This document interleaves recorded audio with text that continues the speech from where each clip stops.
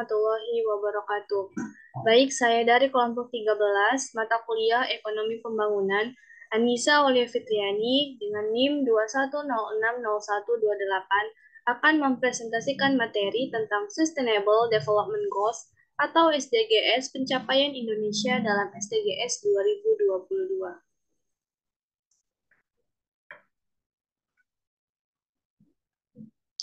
Pada bab ini ada 4 subtopik yang akan dibahas. Yang pertama, apa itu MDGs dan SDGs?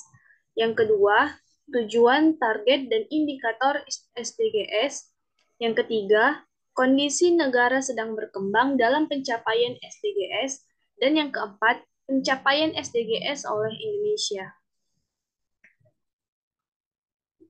Masuk ke bagian yang pertama, apa itu MDGs dan SDGs?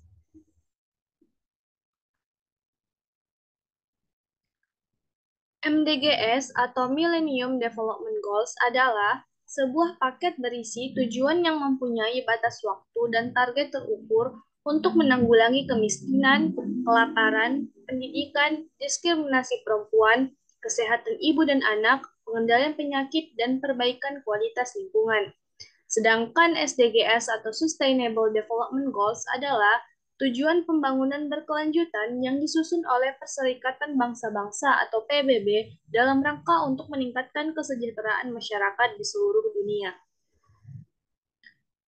Beberapa agenda MDGs yang belum tercapai akan dilanjutkan dalam pelaksanaan pencapaian SDGs hingga tahun 2030. SDGs merupakan penyempurnaan dari MDGs karena yang pertama, SDGs lebih komprehensif, disusun dengan melibatkan lebih banyak negara dengan tujuan yang universal untuk negara maju dan berkembang. Yang kedua, memperluas sumber pendanaan. Selain bantuan negara maju juga sumber dari swasta.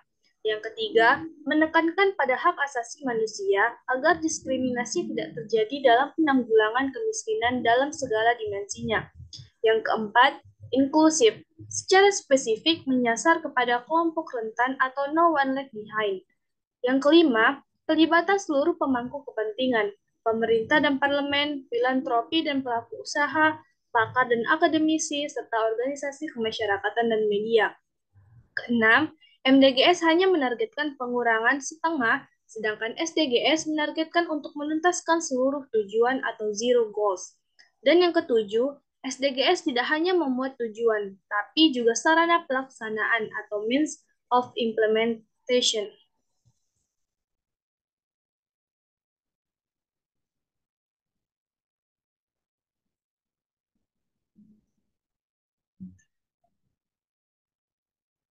Baik, masuk ke bagian yang kedua, yaitu tujuan, target, dan indikator SDGs. Tujuan SDGs adalah pembangunan yang menjaga peningkatan kesejahteraan ekonomi masyarakat secara berkesinambungan, pembangunan yang menjaga keberlanjutan kehidupan sosial masyarakat, pembangunan yang menjaga kualitas lingkungan hidup, serta pembangunan yang menjamin keadilan dan terlaksananya tata kelola yang mampu menjaga peningkatan kualitas hidup dari satu generasi ke generasi berikutnya. Indikator SDGs. Indikator-indikator SDGs dibagi dalam 4 kewenangan yang meliputi untuk daerah pusat, jumlah indikator yang menjadi kewenangannya berjumlah 308. Untuk daerah provinsi, jumlah indikator yang menjadi kewenangan berjumlah 235. Dan untuk daerah kabupaten, jumlah indikator yang menjadi kewenangan sebesar 220. Ada 17 tujuan, target, dan indikator SDGs. Yang pertama, no poverty, yaitu mengakhiri kemiskinan di segala bentuknya dimanapun. Pada tujuan ini ada 7 target yang akan dicapai nantinya. Yang kedua, zero hunger. Mengakhiri kelaparan, mencapai ketahanan pangan dan gizi yang lebih baik, serta mempromosikan pertanian berkelanjutan. Pada tujuan ini, nantinya akan ada 8 target yang akan dicapai. Yang ketiga, good health and well-being, yaitu menjamin kehidupan yang sehat dan mendorong kesejahteraan untuk semua orang di segala usia. Pada tujuan ini, akan ada 13 target yang akan dicapai. Yang keempat, quality education, yaitu menjamin kualitas pendidikan yang inklusif dan merata serta mempromosikan kesempatan belajar seumur hidup untuk semua. Pada tujuan ini akan ada 10 target yang akan dicapai. Yang kelima, gender quality, yaitu mencapai kesetaraan gender dan memperdayakan semua perempuan dan anak perempuan. Pada tujuan ini akan ada 9 target yang akan dicapai. Yang keenam, clean water and sanitation, yaitu menjamin ketersediaan dan pengelolaan air dan sanitasi yang berkelanjutan untuk semua.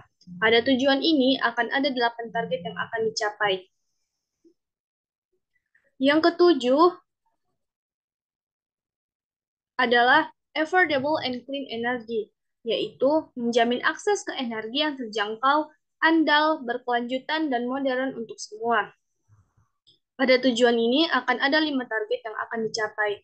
Yang kedelapan, decent work and economic growth, yaitu mempromosikan pertumbuhan ekonomi yang berkelanjutan, inklusif dan berkelanjutan, kesempatan kerja penuh dan produktif serta pekerjaan yang layak untuk semua. Pada tujuan ini akan ada 12 target yang akan dicapai. Yang kesembilan, industri, innovation, dan infrastruktur, yaitu bangun infrastruktur yang tangguh, promosikan industrialisasi yang inklusif dan berkelanjutan, serta dorong inovasi. Pada tujuan ini akan ada 8 target yang akan dicapai. Yang ke-10 adalah reduce inequalities, yaitu mengurangi ketimpangan di dalam dan di antara negara-negara. Pada tujuan ini akan ada 10 target yang akan dicapai. Yang ke-11, sustainable cities and communities, yaitu menjadikan kota dan pemukiman manusia inklusif, aman, tangguh, dan berkelanjutan. Pada tujuan ini akan ada 10 target yang akan dicapai. Yang ke-12, responsible consumption and production, yaitu menjamin pola konsumsi dan produksi yang berkelanjutan. Pada tujuan ini akan ada 11 target yang akan dicapai. Yang ke-13 yaitu climate action, yaitu mengambil tindakan segera untuk mengurangi perubahan iklim dan dampaknya. Pada tujuan ini akan ada 5 target yang akan dicapai. Yang ke-14 adalah life below water, yaitu melestarikan dan menggunakan samudra, laut, dan sumber daya laut secara berkelanjutan untuk pembangunan berkelanjutan. Pada tujuan ini akan ada 10 target yang akan dicapai. Ke-15, life on land, yaitu lindungi, pulihkan, dan promosikan pemanfaatan ekosistem terestrial secara berkelanjutan. Kelola hutan secara lestari, perangi pengguruan, dan hentikan dan balikan degradasi lahan, serta hentikan hilangnya keanekaragaman hayati. Pada tujuan ini akan ada 12 target yang akan dicapai. Yang ke-16 yaitu Peace, Justice, and Strong Institution, yaitu mempromosikan masyarakat yang damai dan inklusif untuk pembangunan berkelanjutan, menyediakan akses keadilan bagi semua, dan membangun institusi yang efektif, akuntabel, dan inklusif di semua tingkatan. Pada tujuan ini akan ada 12 target yang akan dicapai. Dan yang ke-17 atau yang terakhir yaitu Partnership for the Goals, yaitu memperkuat sarana implementasi dan merevitalisasi kemitraan global untuk pembangunan berkelanjutan. Pada tujuan ini akan ada 19 target yang akan dicapai. Upaya pencapaian target TPB atau SDGs menjadi prioritas pembangunan nasional yang memerlukan sinergi kebijakan perencanaan di tingkat nasional dan di tingkat provinsi maupun kabupaten kota. Target-target TPB atau SDGs di tingkat nasional telah sejalan dengan Rencana Pembangunan Jangka Menengah Nasional atau RPJMN tahun 2015 sampai 2019 dalam bentuk program, kegiatan dan indikator yang terukur serta indikasi dukungan pembiayaannya. TPB atau SDGs merupakan penyempurnaan dari tujuan pembangunan milenium atau Millennium Development Goals yang biasa disingkat dengan MDGs yang lebih komprehensif dengan melibatkan lebih banyak negara, baik negara maju maupun berkembang. Memperluas sumber pendanaan, menekankan pada hak asasi manusia, inklusif dengan pelibatan organisasi kemasyarakatan atau ormas dan media, filantropi dan pelaku usaha, serta akademisi dan pakar. Untuk memudahkan pelaksanaan dan pemantauan, 17 tujuan dan 169 target dari TPB atau SDGs akan dikelompokkan ke dalam 4 pilar, yaitu yang pertama, pilar pembangunan sosial, yang meliputi tujuan 1, 2, 3, 4, dan 5. Yang kedua, pilar pembangunan ekonomi yang meliputi tujuan 7, 8, 9, 10, dan 17. Yang ketiga, pilar pembangunan lingkungan yang meliputi tujuan 6, 11, 12, 13, 14, dan 15. Dan yang keempat, pilar pembangunan hukum dan tata kelola yang meliputi tujuan ke-16. Masuk ke bagian yang ketiga, yaitu kondisi negara sedang berkembang atau NSB dalam pencapaian SDGs. Ada beberapa keadaan atau masalah yang dihadapi negara berkembang dalam mencapai SDGs, yaitu yang pertama, tantangan lingkungan. Negara berkembang seringkali memiliki masalah lingkungan yang kompleks seperti polusi udara, air, dan tanah. Yang kedua, ketimpangan sosial. Masalah sosial seperti kemiskinan, kesenjangan pendapatan, dan ketidaksetaraan gender juga masih menjadi masalah besar di negara berkembang. Yang ketiga, infrastruktur yang kurang. Negara berkembang seringkali memiliki infrastruktur yang kurang baik dan terbatas, seperti ketersediaan air bersih, sanitasi, dan listrik. Dan yang keempat, kurangnya sumber daya. Negara berkembang seringkali mengalami masalah kekurangan sumber daya, seperti dana, tenaga kerja, dan teknologi yang diperlukan untuk mencapai SDGs.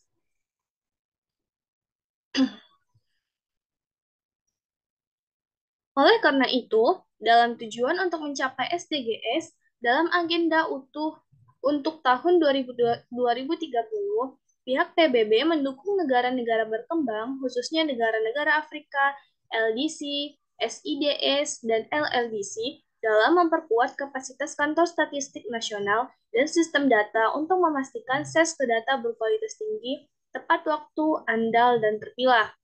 Kami akan mendorong peningkatan kerjasama publik swasta yang transparan dan akuntabel untuk mengeksploitasi kontribusi yang akan dibuat oleh berbagai data, termasuk observasi bumi dan informasi geospasial, sambil memastikan kepemilikan nasional dalam mendukung dan melacak kemajuan.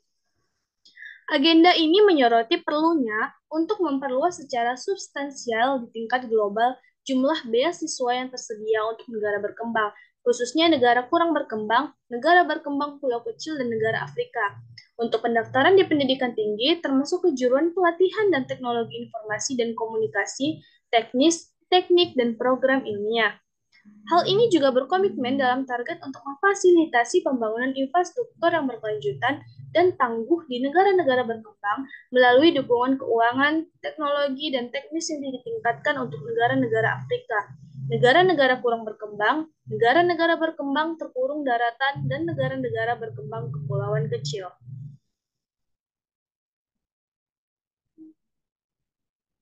Bahwa itu targetnya menyerukan untuk mendorong bantuan pembangunan resmi dan aliran keuangan, termasuk investasi asing langsung ke negara-negara yang paling membutuhkan, khususnya negara-negara kurang berkembang, negara-negara Afrika, negara-negara berkembang pulau kecil, dan negara-negara berkembang yang terkurung daratan sesuai dengan rencana dan program nasionalnya.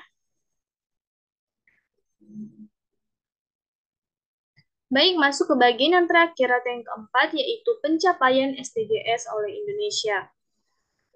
Pada tahun 2015, Indonesia telah berhasil mencapai sebagian besar target MDGs Indonesia, yaitu 49 dari 67 indikator MDGs. Namun demikian, masih terdapat beberapa indikator yang harus dilanjutkan dalam pelaksanaan TPB atau SDGs.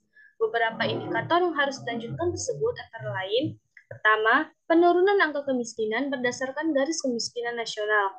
Yang kedua, peningkatan konsumsi minimum di bawah 1.400 kalori per kapita per hari. Ketiga, penurunan angka kematian ibu atau AKI.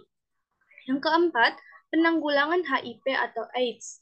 Dan yang kelima, penyediaan air bersih dan sanitasi di daerah perdesaan serta disparitas capaian target antar provinsi yang masih lebar. Indonesia berkomitmen tinggi untuk mengimplementasikan SDGs baik di tingkat nasional maupun subnasional, bahkan hingga ke tingkat komunitas atau masyarakat.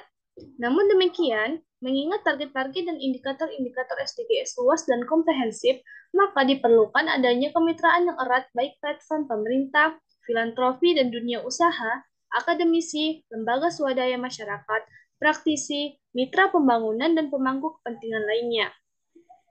Wujud komitmen Indonesia terhadap SDGs telah dimulai jauh sebelum dideklarasikannya SDGs pada September 2015 dengan mensinergikan 94 target SDGs ke dalam RPJMN tahun 2015 sampai 2019. Komitmen ini akan dilanjutkan dan lebih ditingkatkan dengan mengintegrasikan lebih banyak target SDGs ke dalam dokumen RPJMN tahun 2020 sampai 2024.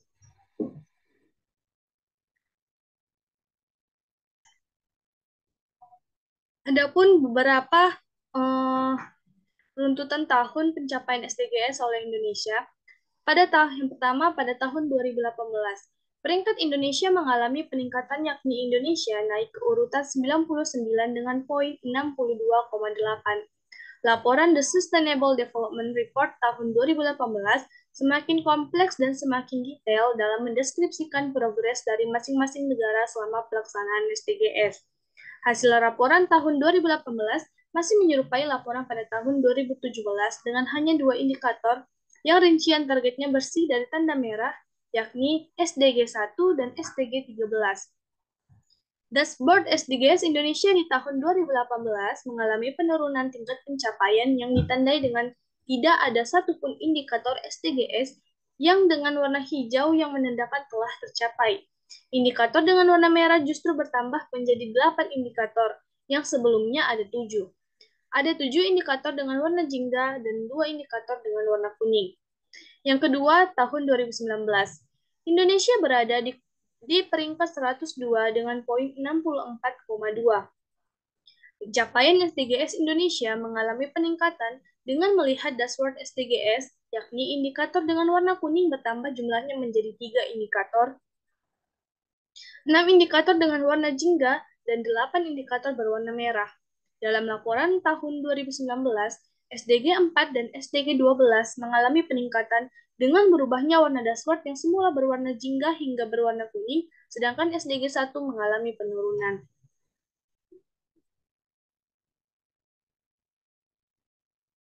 Yang ketiga, tahun 2020. Indonesia menempati peringkat ke-97 dengan poin 66,3. Pencapaian SDGs Indonesia dalam laporan tersebut mengalami tantangan utama pada 9 indikator yang dilabeli warna merah, atau semula atau sebelumnya ada 8 indikator. Dengan tambahan dari SDG 14, 5 indikator dengan tantangan yang signifikan dan 3 indikator dengan tantangan tetap ada. Yang keempat, tahun 2021. Peringkat dan poin Indonesia pada laporan The Sustainable Development Report sama dengan laporan sebelumnya, yakni menempati peringkat ke-97 dengan poin 66,3. Pelaksanaan SDGs pada laporan tersebut tidak terdapat tanda penurunan poin dari setiap indikator. Penurunan poin ditandai dengan adanya tanda panah arah bawah dengan warna merah. Visualisasi dashboard SDGs 2021 sama persis dengan dashboard SDGs 2022. Visualisasi dashboard SDGs 2021 sama persis dengan dashboard SDGs 2020. Namun terdapat perbedaan dalam rincian dari masing-masing target indikator. Sebelumnya, saya akan menjelaskan makna warna pencapaian indikator SDGs. Yang pertama, warna hijau itu bermakna indikatornya berarti telah tercapai. Warna kuning artinya indikatornya memiliki tantangan. Warna jingga indikatornya artinya memiliki tantangan yang signifikan. Warna merah artinya indikatornya bermakna memiliki tantangan yang serius. Dan warna abu-abu artinya indikator tersebut tidak terdapat informasi dalam laporan SDGs. Yang terakhir, menurut Sustainable Development Report 2022, saat ini Indonesia sudah berhasil mencapai 69,16% dari seluruh tujuan SDGs. Pencapaian itu meningkat dibanding tahun 2015 yang skornya masih 65,3%. Baik, terima kasih. Cukup sekian penjelasan dari saya mengenai materi SDGs. Mohon maaf apabila ada kesalahan. Terima kasih atas perhatiannya. Wassalamualaikum warahmatullahi wabarakatuh.